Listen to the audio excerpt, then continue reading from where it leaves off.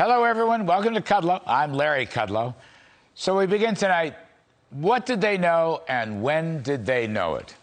The they in this case is the 5 Republicans who participated in the final bipartisan infrastructure session with President Joe Biden. And it sure looks like they were double-crossed, a classic bait and switch, a victim of a big lie in full public view. By all accounts, the idea of linking a hard infrastructure package with a multi-trillion-dollar tax and spend and Green New Deal and entitlement package was never discussed, not in the group of the 10 senators who met with Biden yesterday, nor with the bigger group of 21 senators who endorsed their work, nor with the White House itself. And I quote here, in endorsing the deal, Biden praised the group for keeping their word, but then immediately broke his. That, according to a key Republican aide. Biden never mentioned this kind of leakage at the news conference with the Infrastructure 10. Take a listen. Are you committed to the two-track system, Mr. President?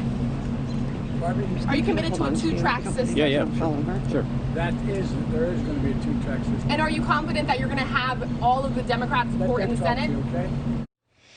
All right, so he dodged it, but then 1 hour later, he says this. Look, the bipartisan bill from the very beginning was understood there's going to have to be the second part of it. I'm not just signing the bipartisan bill and forgetting about the rest that I proposed, the infrastructure bill, as well as voted on the budget resolution. And that's when but if only one comes to me, I'm not, if this is the only thing that comes to me, I'm not signing it. It's in tandem.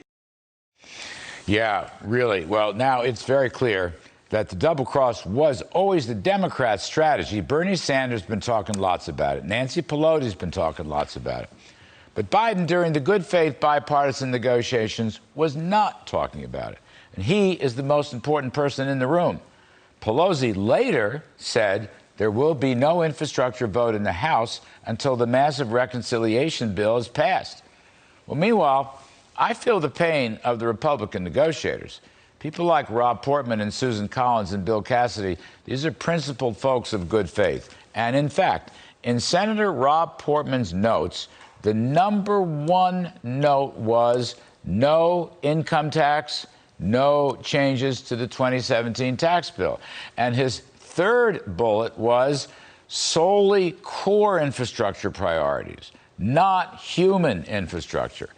Now, Portman is a smart guy, and he's a man of principle. He wouldn't have written that if he didn't think Biden had signed on to it. Now, I'm not going to just blame them because we have a president who has no moral principles at all. He is dishonest. He is overrun by the far left wing of his party, and he'll do anything to make a short-term political buck. And by the way, just for the heck of it, let's remind ourselves that we're talking about a $4 trillion additional spending. And actually, the $1 trillion infrastructure deal could wind up being folded into some kind of big reconciliation package. There may be less there than meets the eye. I say this because as a former Green Eyeshade myself who worked in Reagan's OMB years back, and as a negotiator in Trump's National Economic Council, I know that there can be no reconciliation until and unless there's a budget resolution agreed upon by both the House and the Senate. Right now, they are nowhere near a budget resolution. And on top of that, the Senate parliamentarian, Elizabeth McDonough, has already outlawed this phony, nonsensical IRS tax grab where you put in $80 billion and somehow magically you pull out $700 billion in revenues. The infrastructure group is more realistic, thinking you could put in $40 billion and get out $60 billion. Even that is somewhat suspect to me. Democrats, on the other hand, have been talking about a $700 billion revenue take from this IRS political weaponry against conservatives, 501c3s, and so forth. It'll never happen. It will never happen. And, of course, the Green New Deal, in all of its obsessive and hysterical majesty, is going to be part of the Democrats' worker paradise utopian strategy. Does anybody think that's going to pass? We're going to end the combustion engine in a couple of years?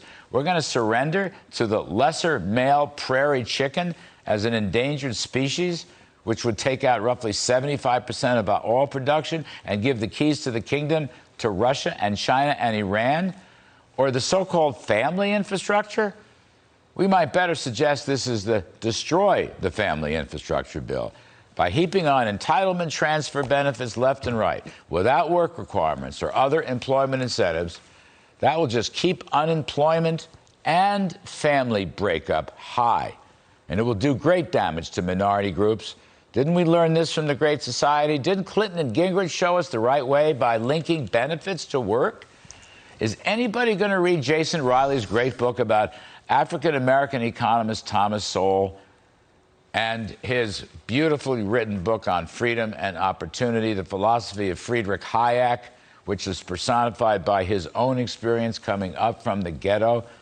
The book is Maverick. You should read it. What about Senator Tim Scott's marvelous speech emphasizing supply-side tax cut incentives and opportunity zones and hard work instead of welfare dependency? Or what about Ben Carson's great work arguing for the equality of opportunity at the starting line, but opposing something called equity at the finish line? That's not family infrastructure. That's damaging the very soul of America. That's a kind of pre-Berlin Wall, Bulgarian-type command and control, poisoning the spirit of America. And by the way, the Democratic alternative is about $3 trillion in tax hikes, assaulting large companies, small companies, investments, worker wages, family farms, ranches, jacking up the corporate tax damages the blue-collar middle class the most. They shoulder 70% of the burden in terms of lost wages and jobs. Abolishing fossil fuels will cost millions of jobs and wages and family incomes. Doubling the capital gains tax, simply another tax on companies and investments for new startups, or expanding the buildup of new plants and technological equipment. Giving the G7 the power to tax Americans and American companies, huh? Another absolutely nutty idea. Then putting in a global minimum tax? That's not going to prevent Europe from a big digital sales tax on American companies. Putting in a minimum domestic tax? That's just going to damage investment and the workforce by disallowing immediate expensing and depreciation. Let's be very clear. The so-called reconciliation goals of the Democrats will do enormous damage to the economy, to the stock market, to the workforce. Leading think tanks have already estimated large-scale losses in GDP, employment, and the capital stock as a result of these far-left policies.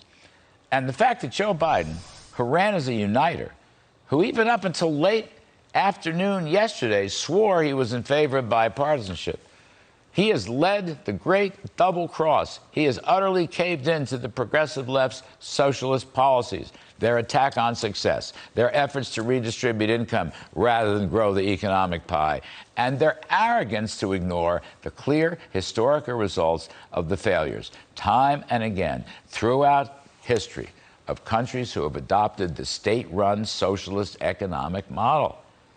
So this is bad stuff, bad stuff. But then again, because it's so bad, maybe it can be whooped.